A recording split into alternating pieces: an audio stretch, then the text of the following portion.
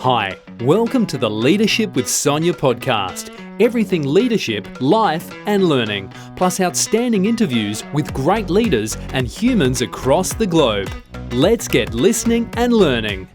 Hello everyone, it's Sonia McDonald here and welcome to Leadership with Sonia. And I'm very excited, as you know, talking everything leadership, in particular talking with outstanding leaders around the globe.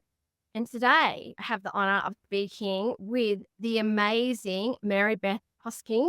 She is, welcome. Thank You you. can see bio in the comments and she's got an amazing experience. I'll give you a bit of an overview. She is the CEO of Vic ICT for women. She's also an amazing speaker, author, mentor for and she has a company called Quantum Transformation. And she's got a new book coming out we're going to talk about today as well, called Not Another Digital Transformation. So we're going to talk about that today as well. And finally, Mary-Beth, got an amazing finalist in our 2024 Outstanding Leadership Award. So the whole vision and mission for the awards is to showcase, celebrate, and recognize outstanding leaders and leadership, because we're a great believer that we do what we see. And if we see more role models like Mary-Beth, it's only going to inspire a generation for today and tomorrow to go, wow, okay, there are some incredible people out there. I want to follow in their footsteps, or they're a role model for me, and we need that. So Mary-Beth, how are you feeling being on live with Leadership with Sonia?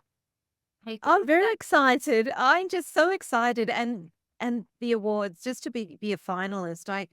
The whole process was just so seamless. So if you don't think that you should put your name in or throw your hat in the ring, or if somebody says, "Hey, I want to put you up for this award," you should do it. The process is very simple. It really is about, I think, digging down deep into what is important to you as a leader, and then how do you express that. And it is such a lovely event to be part of, and I'm so excited. Can't wait to come up to Sydney and catch up with everyone and meet the amazing women and men and those advocates, allies that are part of this amazing award. I'm so stoked.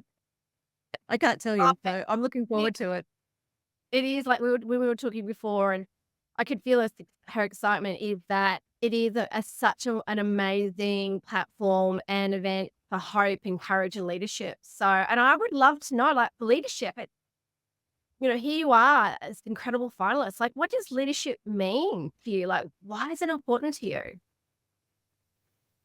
People are important to me. People are at the center of everything that I do. And as a leader, I think that's really what we should be thinking about, is that people are at the center.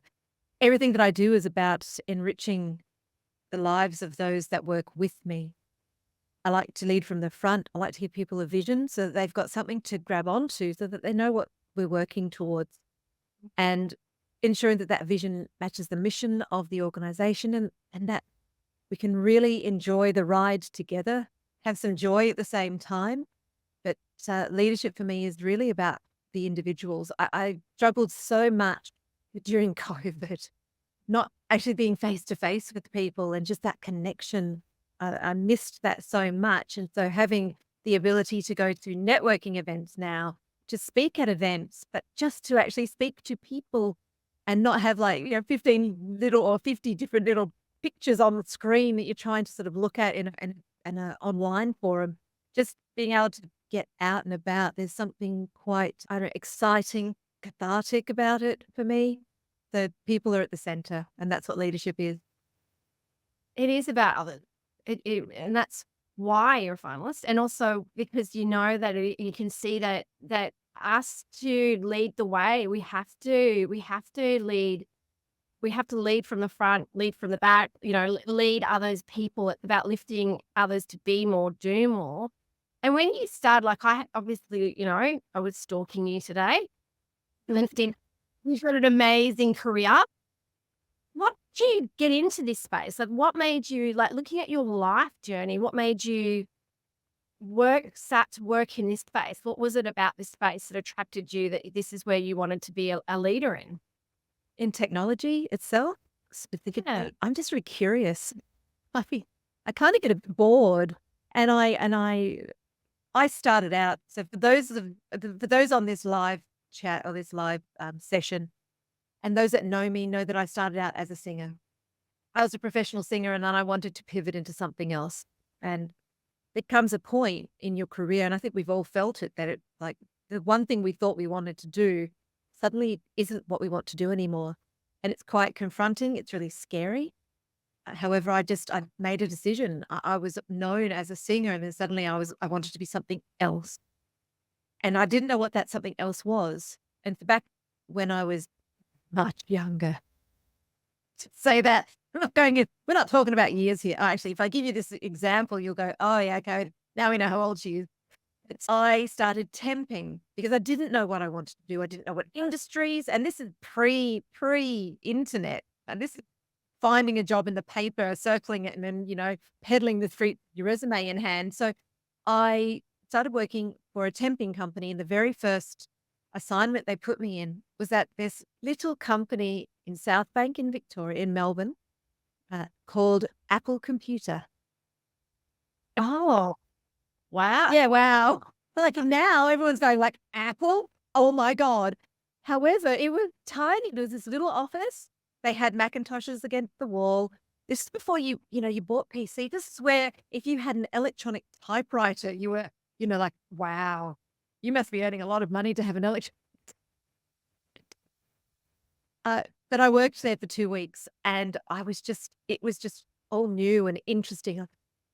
I need to be doing that, whatever that is, and how that is evolving so rapidly. It was my first inroads into using email. I'd never used email before. No one was using email. So this was all so new, and it was exciting, and it's still exciting. Technology is still exciting. Even if you are in infrastructure, it's exciting, and the new things that are coming out every day makes me just want to be part of that. I'm just interested. So that's why I like technology, STEM in itself, because science, engineering, maths seems to be culminating into technology, and I love that.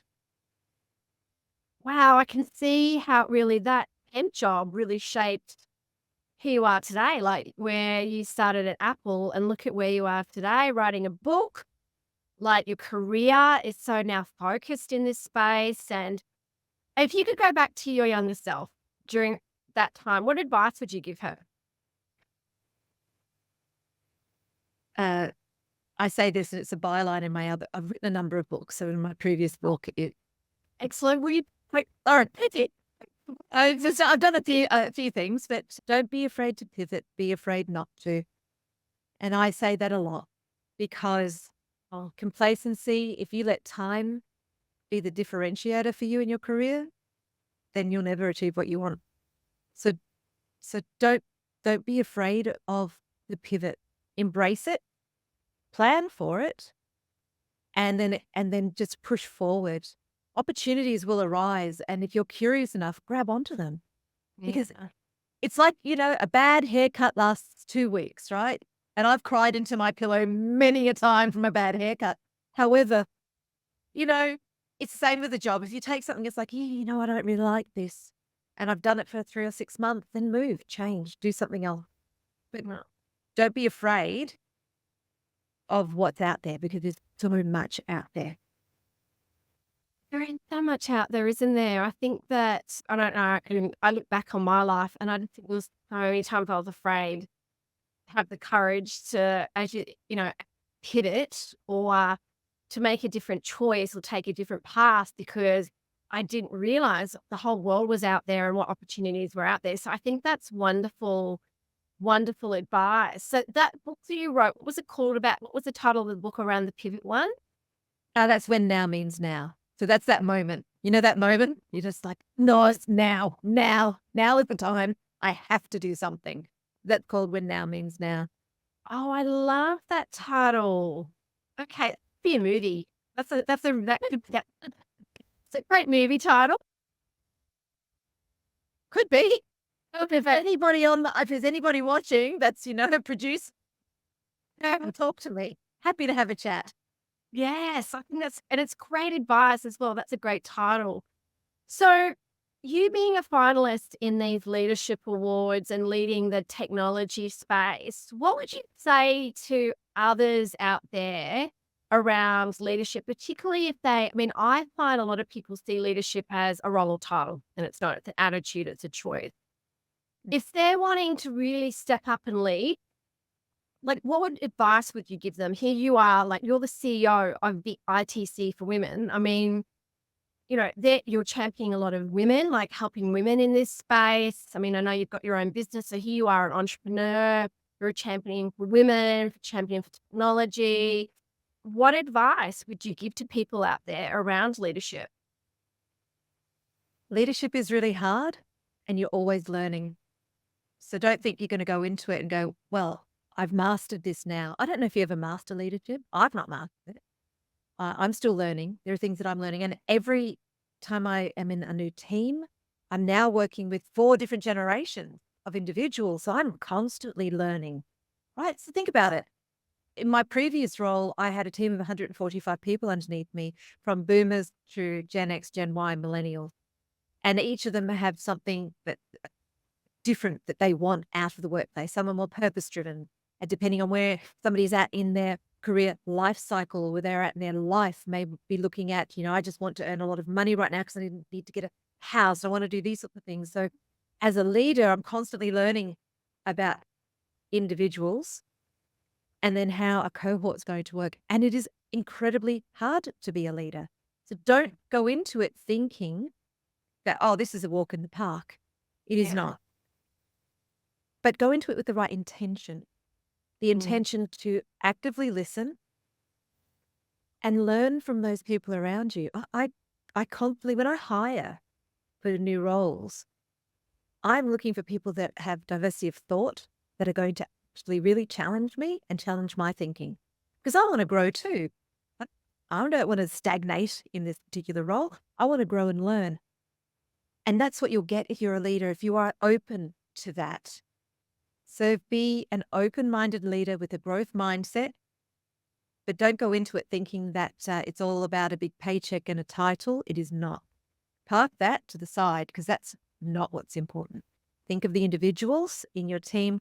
Think of the team itself and bringing cohesion to that team, and then helping them work toward a common goal that's going to support the strategic intent of your organization. That is such wise words. So that's going to lead on to my next question. What's been your greatest learning? What's been a learning for you that you've gone, you might have several, and I'm happy if you've got a couple, share them, but what has been probably the biggest learning in your career? Being humble enough to realize that I was a terrible leader when I first started. God. And it's terrible. Absolutely terrible. And I'm not, what? I grew and I learned from that. I was leading a team. They were underperforming. And so I was like, oh my God, they're underperforming. So I would step in and take over the work and do the work for them because they weren't doing it well enough that I thought. And so basically all I did was micromanage these people within an inch of their lives. I was burning myself out and I was disempowering them. I was a really young leader and nobody taught me any of this. I didn't have leadership training. I didn't go and do my MBA when I was in my early 20s. I didn't do any of that. I came from a performing background. So, hey, you're a lead singer in a band, it's what it is. But I remember coming home and saying to my husband, it can't be me, can it? And he said, I don't know, maybe speak to your boss. And my boss at the time, she was amazing. And she's still a very dear friend of mine to this day. I said to her, it isn't me, is it? She said, oh my God, it's absolutely you.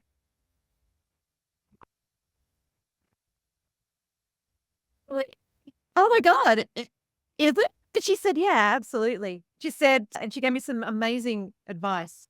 She said, individuals, people, they come into the office to do a good day's work.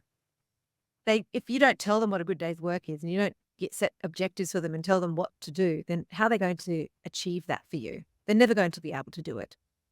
She said, you need to set people up for success. Basically let them, give them the rope, throw them through the trees and watch them fly and soar. And she said, and if they trip up, if they lose, the rope, if it tightens around their neck, she said, your job is to actually loosen the noose, prop them back up and set them on their way. Get them to soar through the trees. She said, that's what you need to do. And I thought, wow.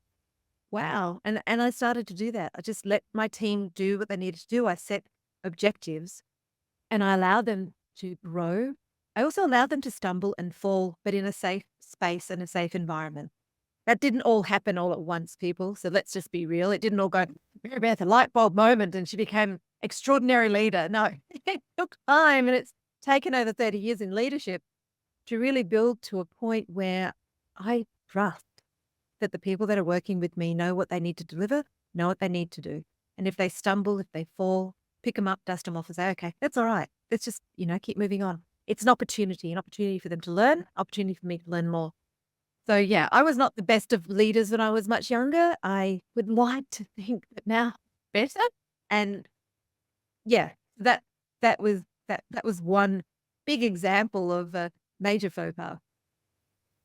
What a great learning. And it is, I think you can learn so much more from those moments than sometimes we can from the successes and the achievements. That's how growth and it happens. And it sounds like you had a great leader that was really with great intent, giving you feedback, lift you up as well and help you. So today, how do you keep your growth mindset? How do you keep sharpening your thought and learning? I read a lot. I listen to podcasts. I listen to lots of tech podcasts and things because there's always something new in that space. I talk to a lot of people, go to a lot of networking events. I like to talk to vendors about what they've got coming out, certainly in new technologies. I find that really interesting. I've got a very large network of individuals. So I will, often reach out to them and say, hey, have you heard about this? I was reading this. I saw this in an article. What do you think of that? And I really do like to keep conversations going because I like that connection with individuals. And I never, ever, ever think I know it all because I just don't. So I am curious by nature. So for me, it's like, oh, I wonder what that is. I like to tinker with things. I like to understand them. And although I didn't come through a standard pathway, the coding pathway and that sort of thing, still am very interested in how things work and the why. Why is this? I love that curiosity mindset, hence you're an avid learner. So I do have a couple of questions. Yeah. Any recommendations of podcasts or also I get a lot of people saying to me, because I'm similar to you, I read a lot, listen to a lot of podcasts, and people look at me and go, first of all, which ones? Second of all, where do you find the time? When you're driving into the office or on the train or on the train or on the treadmill. So I have like a bit of I actually believe in, fix your mask first. My coach talks a lot about that and about taking care of your own well-being and your own, your health and well-being. You have to be sound of body, sound of mind, that sort of thing. You need to take care of yourself. But Leo Laporte. I love Leo Laporte. I love This Week in Tech and then anything in that space. He has a lot of programs. If you're not a part of that Discord and that space, then that's one area where you'll learn about Android, Apple, you'll learn new tech, all the things that are actually coming out. And he has got at least 15 or 20 different podcasts you can actually listen to. So that would be my go-to from a technical perspective. That's where I sort of live and breathe. And the Log4j thing I heard on that, when that first came out, and it was like, oh, and then I reached out to friends of my network saying, hey, you heard about this? And then I reached out to my cybersecurity head of and said, hey, and he said, no, I'm all over it. I'm like, great.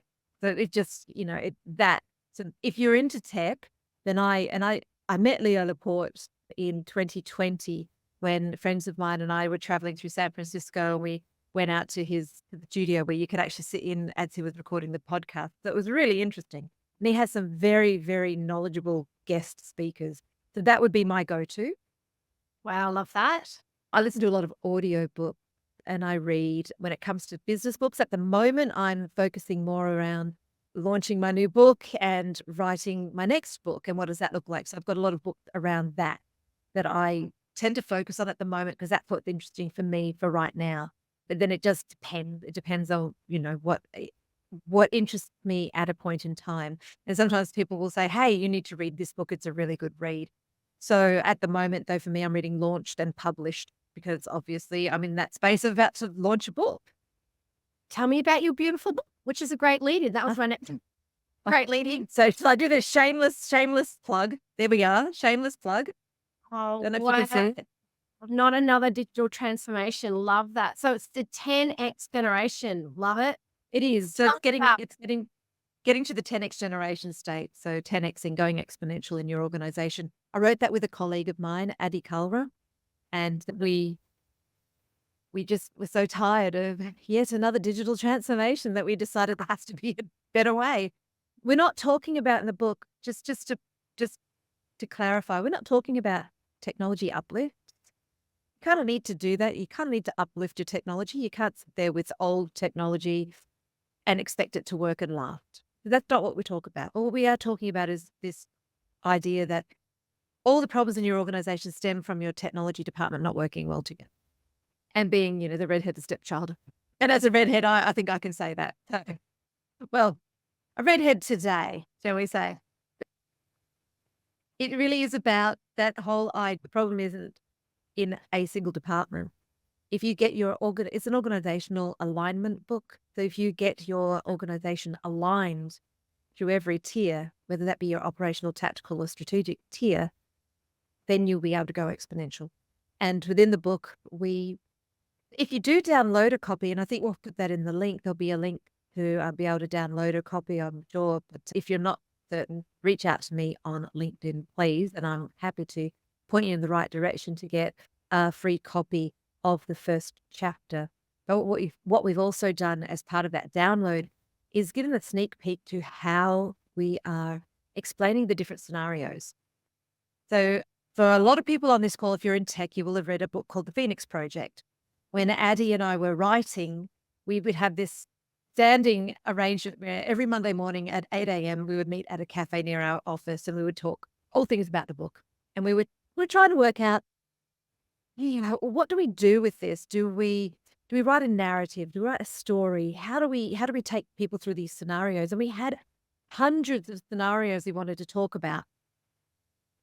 And I said, I don't want to write a narrative because then it's like the Phoenix Project. And they did such an amazing job of that book.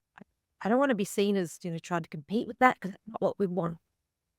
So we decided to write the book as, I guess, little vignettes. So think of a stage play. We've written 3 acts, and each act has 12 scenes. Each scene is a scene in itself, a scenario of its own. And it talks about a particular problem. And you have the dialogue between the characters of what's actually happening in that. So these are things that we've experienced in over 35 plus years of experience in the IT space together. We've written it as if you were watching that stage play with the characters interacting. And then we sort of take a step out and say, this is the problem they're experiencing. And this, if you want to 10x this, if you want to go become part of the 10x generation state, this is how you'll achieve that. Yeah. And then we've given details about how pillars in place that will actually help you achieve that state. That's pretty much what we've done in the book. That sounds incredible. Okay, and so what's the website they can go to? I'm definitely going to put it in the comments and in the feed. What's the website for them to get the free, because I know a lot of people are going to be listening as well. What's the website?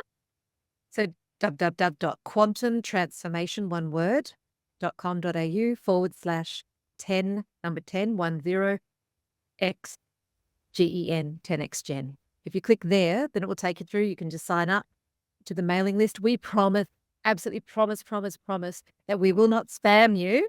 We will just give you little details about when the book is launching, etc., when it's available for sale, and that you get that free copy of the first chapter. Excellent. All right. I'm not noting this down, and I am going to go get my free chapter today as well. I'm very excited. So for you, when you think about leadership today, what makes a great leader? Like for you, what does make a great leader? Because I find we work with a number of organizations in the kind of tech digital space, and it seems to be at the moment, which is great to see, a lot of these tech and digital companies are growing and they're like, oh, we're growing. Oh, we need leaders now. We need people that are technically brilliant to step up into leadership. What do you think makes a great leader today in this space? I think one of the biggest mistakes that organizations make is thinking that we've got a really great tech leader, let's make them a people leader. Sometimes just being an expert in your field doesn't mean you have to be a leader. You shouldn't have to lead people because that may not be your passion. So maybe, when we're thinking about, oh, we should promote this person because they're a great tech leader, what we should be saying is we should promote somebody that has leadership qualities. So are they empathetic? Can they speak with empathy? Do they actively listen? Are they interested in being a leader to start with? Because we know how hard it is to actually do that. So as a leader, if you are be an active listener, that's the most important thing. Don't think about what you're going to say next. Just listen, take on board, and tease out what it is that somebody else is speaking to you about. Speak with every person in your team. I mean, I had a team of 145 people, and I'd made time when I first started, half an hour with each person, just to get to know them, what worked, what didn't work, what their dreams, aspirations were. And then every quarter I would meet 15 minutes with every single person in my team and individually. And that was their time with me. Just that 15 minutes. Now they could talk about their home, their kids, their cat, their dog, didn't matter, but it was their time. Yeah. And they knew that they had my ear. For that 15 minutes, they had me 100%. I learned so much about those individuals, what their dreams, their aspirations were, and how to best help them and help them achieve what they wanted in their careers so that I could ensure that they would stay within the organization. It wasn't enough that they stay within my team. That's irrelevant to me. Keep your IP in the organization. That's what I'm looking for. I don't want you to go off somewhere else because you're not achieving the career goals that you want or the salary that you want. Let's have an open, honest conversation about what it is that you're looking for and what I can do to help you get there. So leadership, you have to have some qualities about that. And that there's almost a selflessness to leadership, but always remember you affix your mask first, right? But for me, those are some of the leadership qualities that I'd be looking for. And I look at those individuals that work for me and I help them to understand that this is what it takes. And if you want to do that, then I will help you on that journey and I will help you achieve that. But if you don't want that, absolutely okay as well. I love that. Wow. Yeah, I can see how passionate you are about the space and about leadership. So, and I know that even though you've published this book and it's going to be going live in a couple of weeks. So make sure you download the free chapter. But what's next for you? Like what's next on the horizon for you? Where is your kind of next few years? What do you want for yourself? I want to do a lot more public speaking because I absolutely believe that for those women coming through the rank, you cannot be what you cannot see. And if you are listening to this or watching this and you think, oh, I can't do that, yeah, you can. So I want to be doing a lot more of that. I want to continue working with women and helping them understand their power and what it is that they bring to an organization, the value that they add. I want to do some more writing. I actually want to write a novel. I know that sounds like a really weird thing to say, but it scares the pants off of me. I've written 3 books, but they're business books. I've not actually written a novel, and I kind of want to, but I'm just kind of scared. That's probably the next thing for me. I like to do those things that challenge me. I'm a scuba diver, so I want to do a lot more scuba diving. I do a lot of things, but I want to, while I'm fit and able, I want to be out there. I want to be out there making a difference. So what does that look like from a career perspective? I'm making a difference with Vic ICT at the moment, and I'm loving that. But yeah, just being able to interact with as many people as possible just to help shift the dial on diversity, equity, inclusion, and belonging. That's the big thing for me. Oh, wow. That sounds amazing. Well, I would love to read your novel. Like to know what it's about. Awesome. No idea, but I do writing classes. Believe it or not, I go to creative writing classes because I honestly don't know how to do that, and I'm okay to say I don't know how to do that. So I will go and I will learn, and I will sit with a group of people and I will read some of the trash I've written. But I will do that until I've honed that skill, and then I'll write another book, maybe another book off of 10X Generation, do something off in that space. But I think the first book I wrote, I had something to say. The second I had something to say. The third I had something to say. If you want to write a book, have something to say, but don't be afraid of it. I wrote the first book because I thought, how hard could it be? It's really hard. Very good. Really hard. Well, you've got this, and I can't wait to read your book, Not Another Digital Transformation. So I can't wait to read that and your future book. So is there anything finally before we close up? Because we've spoken, gosh, for a long time, and thank you everyone for listening. Anything finally you'd love to say to all the incredible people that are listening and watching today? This award that I'm a finalist for, next year, if you haven't thrown your hat in the ring, throw your hat in the ring. Yeah. Because what it will do is it will enable you to actually sit back and work out what it is that you're passionate about. Really does. It helps you. And the questions really are quite probing, and you have to really think about the response. So it's really worthwhile having a go. You never know where that's going to lead to, but it also might just help you then become a better leader. Or if you're not a leader, it might make you, spur you on to thinking, yeah, actually, I can do it. Thank you for saying that. That's a lovely thing to say to close off, because it's these awards. People, I know, get the whole humility thing, but for me, it's like you do what you see, like you mentioned before, and have the courage to put yourself out there, because we only have one life, and it's, you've got to believe in yourself. You've got to put yourself out there. You've got to be out there making a difference and leading, right? Making an impact. And these awards are a platform to help so many people around that. It's been life-changing. Like, we've been running these awards for a number of years now, and people have reached out to going, that courage the courage I had to enter, whether I'm a finalist or I do win, doesn't matter to us. We think everyone's a winner.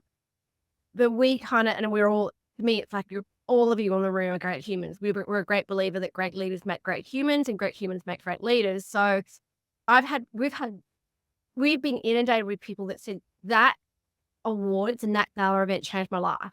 Like, it actually it gave me so much more courage and confidence, and like now I'm doing things I never thought I would. So it's just that moment, just going, yes, I'm going to advocate for myself, and also come to the awards, support everybody in the room. Everyone has the best time. It's the best lolly bar on the from Paul Scarra speaking, and the judges and everyone in the room. Like, everyone connects and shares, and yeah, it's so wonderful having you as part of this platform and awards, and this part of making a difference and impact. And thank you for making a difference and impact in the space and everything that you do through mentoring and speaking and championing women and everything that you do in digital transformation and tech. So thank you so much for spending some time with us today talking leadership. And if there's anything to help you, please let us know as well. Well, we'll have a glass of wine when I see you in Sydney. Hopefully once the award, once I will have a big task. I might be a bucket of wine. Yes, there we are. No, good. It's going to be amazing. But thank you so much. It was so wonderful to connect with you today, and to have a beautiful conversation with you. You are such an inspiration, and you're amazing. So thank you. Thanks, Sonia. All right. Everybody stay kind and courageous, and stay tuned for the next interview with Leadership with Sonia very, very soon. Thank you. Thanks so much for listening to the podcast Leadership with Sonia. Find out more about Sonia, her work, and more podcasts at soniamcdonald.com.au, and reach out to her and her fabulous team to learn more.